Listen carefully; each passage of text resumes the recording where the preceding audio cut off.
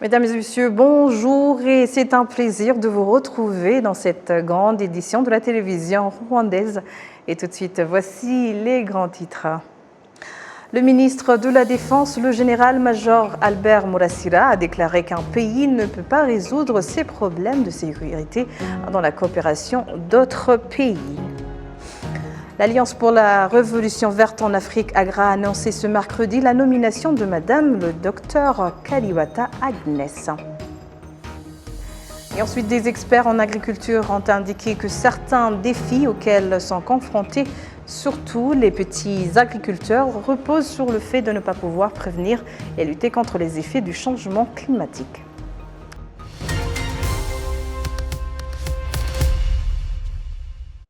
Bienvenue encore une fois à ce journal.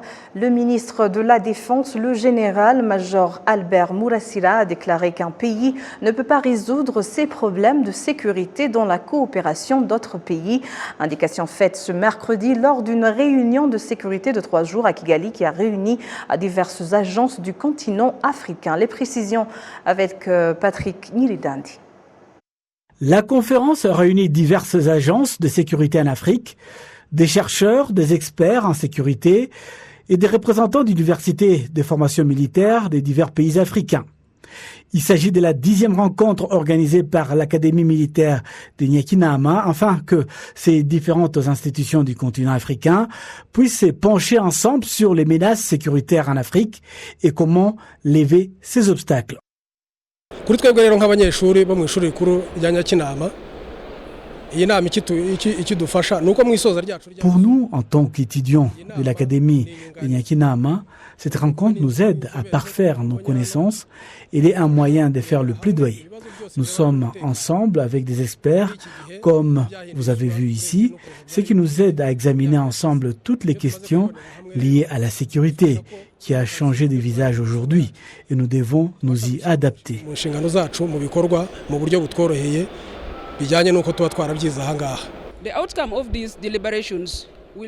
Les résultats de ces discussions nous aideront dans nos rapports de recherche en tant qu'étudiants du 3e cycle de l'université des questions liées à la sécurité en collaboration avec l'Université du Rwanda.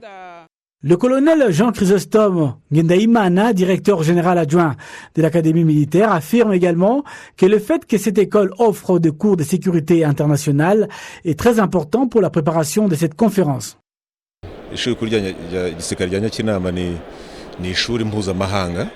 L'Académie militaire de Nyakinama est une école internationale.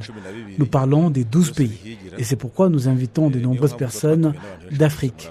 Par conséquent, le but de cette réunion est de discuter des questions de sécurité régionale, sécurité mondiale et de trouver des solutions. La raison de cette rencontre est de voir comment mettre en pratique les connaissances apprises à travers les parcours académiques, alors que nos étudiants ont suivi des cours de 3e cycle d'université en matière sécuritaire et des cours qui se déroulent à l'école en collaboration avec l'Université du Rwanda. Des hauts fonctionnaires dans de nombreux secteurs, aussi bien en Afrique qu'au Rwanda, mais surtout des experts en sécurité. Le ministre de la Défense, le général-major Albert Murasira, a déclaré qu'un pays ne peut résoudre ses problèmes de sécurité sans la coopération d'autres pays.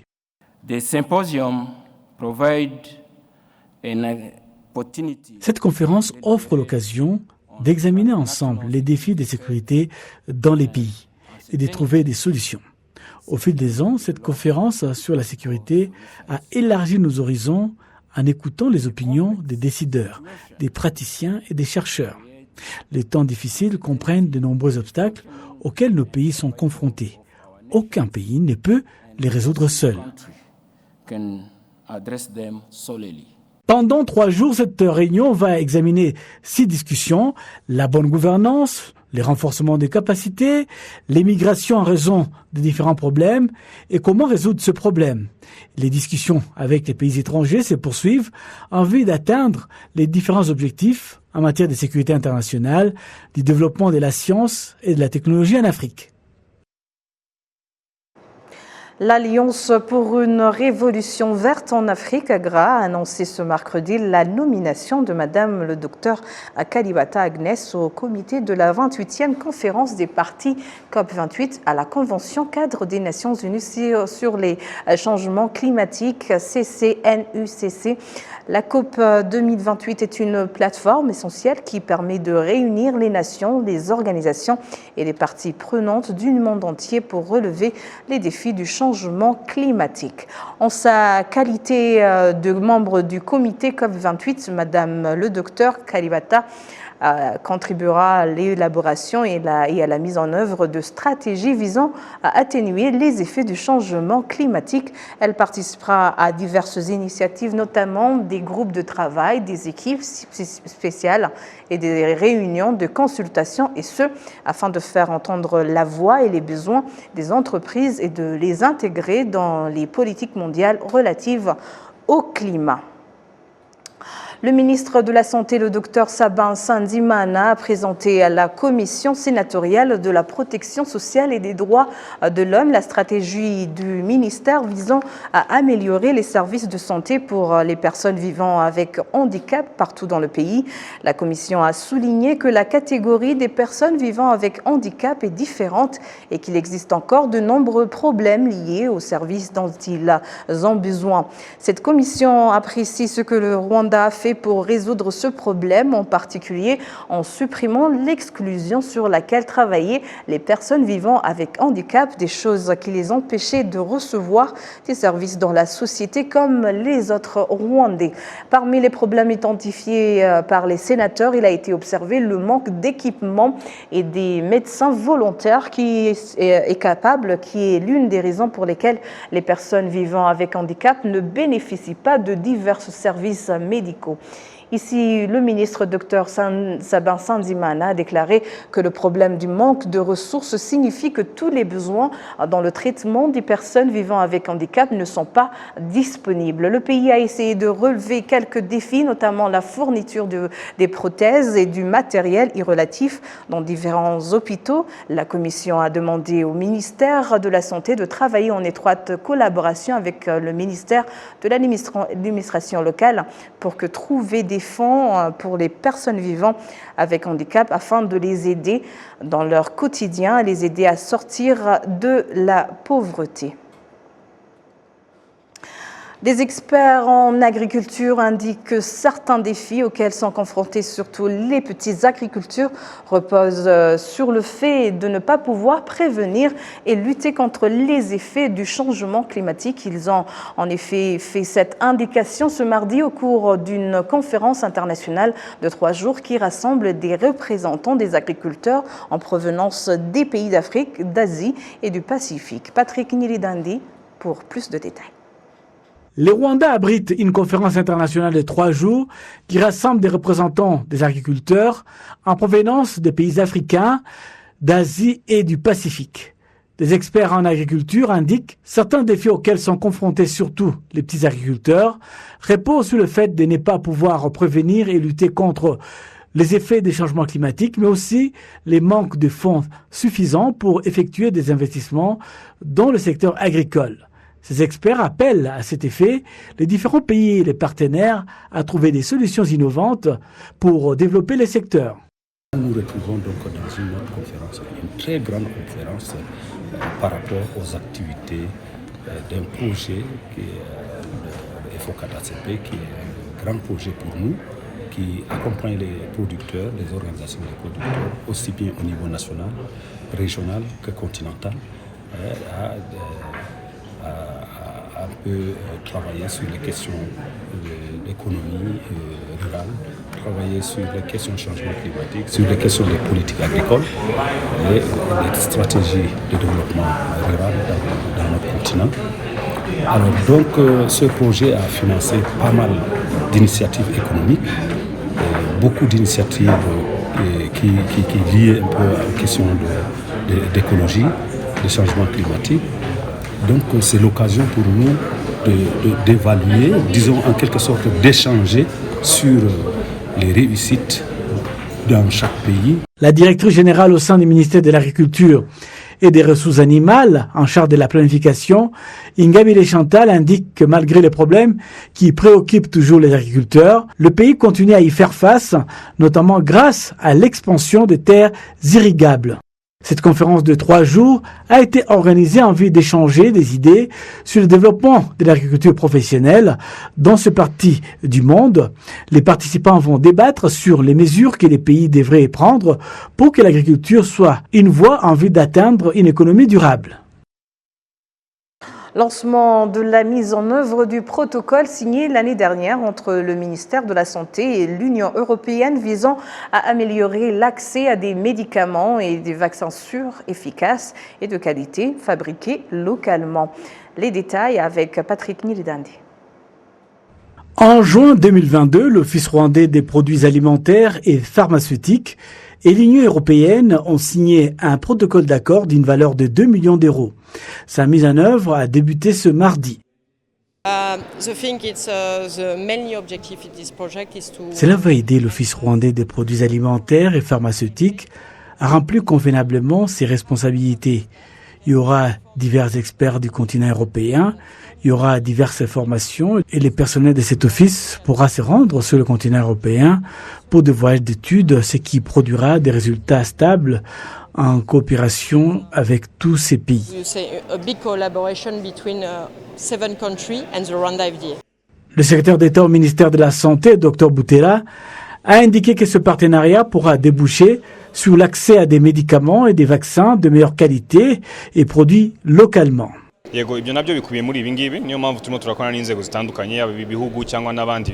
Nous travaillons avec diverses institutions et pays pour que les médicaments produits localement soient conformes aux normes. C'est d'ailleurs le but principal de ce projet, tester les médicaments et les laboratoires pour être sur un standard international. Il y a aussi des étapes pour qu'un médicament entre sur le marché international. Tout cela est inclus dans ce partenariat.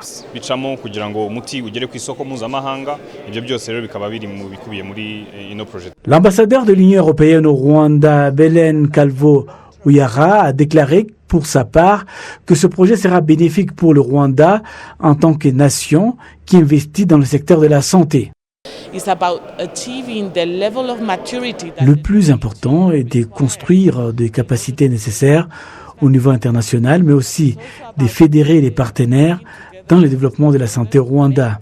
Par exemple, Biotech est déjà arrivé au Rwanda. Tout cela a quelque chose à voir avec le développement de la médecine au Rwanda et en Afrique. Et comme je l'ai dit, l'Union européenne est prête à continuer à coopérer avec la FDA pour promouvoir les investissements dans le secteur médical. Les rapports de l'Office rwandais pour la promotion du développement RDB en sigle et en anglais démontrent que 100 nouveaux projets innovants ont été enregistrés en 2022. Et parmi ce projet, il y a la biotech. Le tribunal de base de Gasabo a rejeté la liberté provisoire de 4 parmi 5 autorités du district de Gasabo qui sont concernées par le dossier de l'homme d'affaires de Dubaï. Les détails avec Amandine Dibkoumassaou.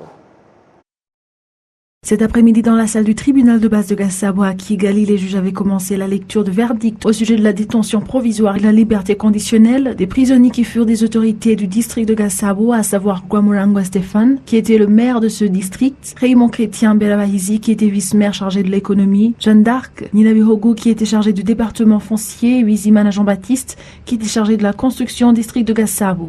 Ils avaient tous été arrêtés par l'Office national d'investigation, RIB siglé en anglais, parce qu'ils étaient poursuivis pour le délit d'usage de pouvoir qui leur était conféré par la loi à leur propre profit, mais en particulier les crimes liés à l'affaire de l'homme d'affaires Salman Agent, connu comme Dubaï, qui fait objet d'une enquête pour la mauvaise construction de plus de 114 maisons du village d'Ulkumbuzi Real Estate situé dans le secteur de Kinyinya en district de Gasabo. Après l'analyse des premiers résultats, le tribunal a conclu que Wizimana Jean-Baptiste, qui était chargé de la construction dans le district de Gasabo, sera libéré car il n'a commis aucun crime. C'est le 19 avril que l'Office national d'investigation les avait arrêtés. Et le 8 de ce mois, il devait y avoir une décision en ce qui concerne l'emprisonnement et la liberté conditionnelle, mais le procès n'a pas eu lieu parce que les accusés avaient montré qu'ils n'étaient pas prêts à être jugés. Les experts en éducation soulignent que le fait d'avoir des compétences et des aptitudes avancées en mathématiques fait partie des facteurs qui peuvent stimuler les changements nécessaires sur le continent africain en utilisant les compétences de ce cours pour résoudre les défis qui entravent le développement de ce continent. Indication faite au cours de la cérémonie d'ouverture de l'Olympiade panafricaine des mathématiques. Le récit de Patrick Nilidande. L'Olympiade de cette année rassemble de jeunes des 32 pays du continent africain où les participants sont censés passer des tests de mathématiques afin de stimuler et développer l'intérêt de jeunes africains pour la résolution des problèmes mathématiques ainsi que l'utilisation de ces aptitudes et compétences pour résoudre des défis qui entravent le développement de l'Afrique. Certains des jeunes qui ont participé au concours disent qu'ils ont hâte de représenter leur pays. Dans cette compétition, je veux d'abord représenter mon pays. Le Bénin n'a pas participé aux OPAM il y a longtemps. Donc je veux faire revenir le Bénin dans la course. Je veux que le Bénin montre qu'il n'a pas changé en mathématiques, qu'il est toujours bon. Les experts et analystes en éducation soulignent que l'augmentation des compétences et des aptitudes en mathématiques est essentielle pour conduire des changements nécessaires sur le continent. Les mathématiques sont à la fois la base de tout programme éducatif et à la pointe des grands développements scientifiques et technologiques. Ainsi, en tant que science, les mathématiques sont incontournables et devraient jouer un rôle fondamental dans la résolution des problèmes de science, de technologie et d'innovation, qui sont essentiels au développement de notre continent. Il est connu que notre continent ne peut se développer si la science en général et en particulier les mathématiques ne sont pas placées au cœur de nos programmes. Chers élèves, c'est pour la première fois qu'un grand nombre de candidats se retrouvent pour participer aux Olympiades mathématiques africaines. Vos pays respectifs, l'Afrique tout entière compte sur vous. Le Rwanda participe à l'Olympiade pour la 3e fois, selon le ministre de l'Éducation, Dr Valentine Uwamariya, car le pays ambitionne de promouvoir un accès équitable à une éducation de qualité. Il s'agit de la 30e édition de l'Olympiade et se déroule pour la première fois au Rwanda avec 192 participants du lycée en Afrique et devrait durer 7 jours. Les jeunes qui disposent des projets de développement indiquent que le gouvernement a mis en place des opportunités visant à les appuyer malgré que beaucoup d'entre eux n'aient aucune idée sur leur existence. Les détails avec Kassim Youssouf. Jean Damascène Niyitegeka est l'un des lauréats du concours Art Rwanda Ubuhanzi organisé par la Fondation Imbuto. Il a récemment vendu une œuvre d'art d'une valeur de 500 000 francs rwandais, ce qui lui a prouvé que c'est possible de générer des revenus par l'intermédiaire de cette profession. Il en est de même pour Uwemoué Clémentine, qui apprécie le soutien du gouvernement à travers le programme Art Rwanda Ubuhanzi. J'ai vendu ma première œuvre d'art cette année à 500 000 francs rwandais. En tant qu'artiste, il y a des moments où on fait des grandes choses et on rencontre diverses personnes qui apprécient vos œuvres, mais qui ne peuvent pas les acheter. Après les avoir vendues, j'ai réalisé qu'on peut générer des revenus grâce à son métier.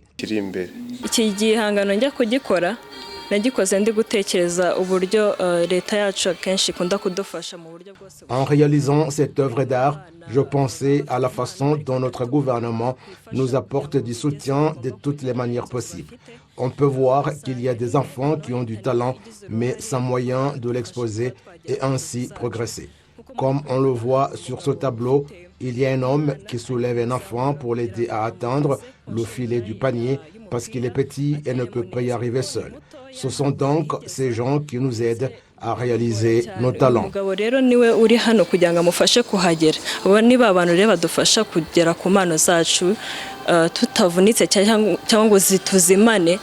60 artistes répartis en 6 catégories participent actuellement à une formation organisée par la Fondation Imbuto.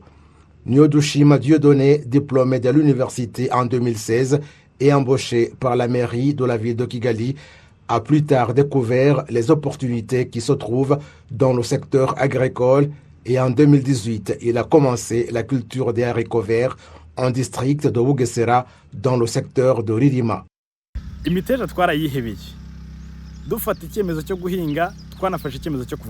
Prendre la décision de pratiquer la culture de haricots verts n'a pas été facile. C'est pourquoi nous sommes venus vivre ici à la ferme où on se réveille tous les jours pour le travail quotidien, comme c'est le cas pour ceux qui se rendent au bureau pour leur travail.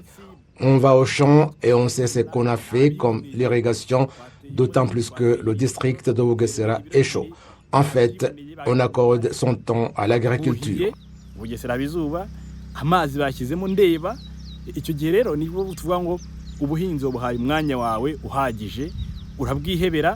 La directrice générale de la fondation Imbuto, Sandrine Omutoni, indique qu'il existe différents programmes visant à aider les jeunes dans leur développement.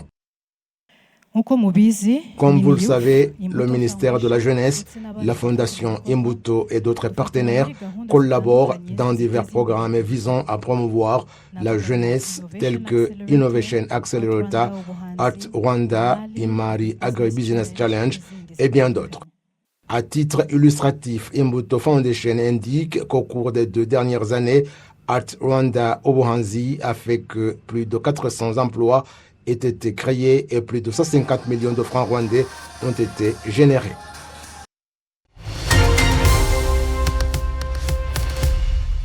Et c'est ainsi que s'achève cette édition. Merci de l'avoir suivi. Au nom de toute l'équipe qui a contribué à sa réalisation, je vous remercie. Moi-même, Michel Iradukunda. Bonne poursuite des programmes et d'ici là, portez-vous bien.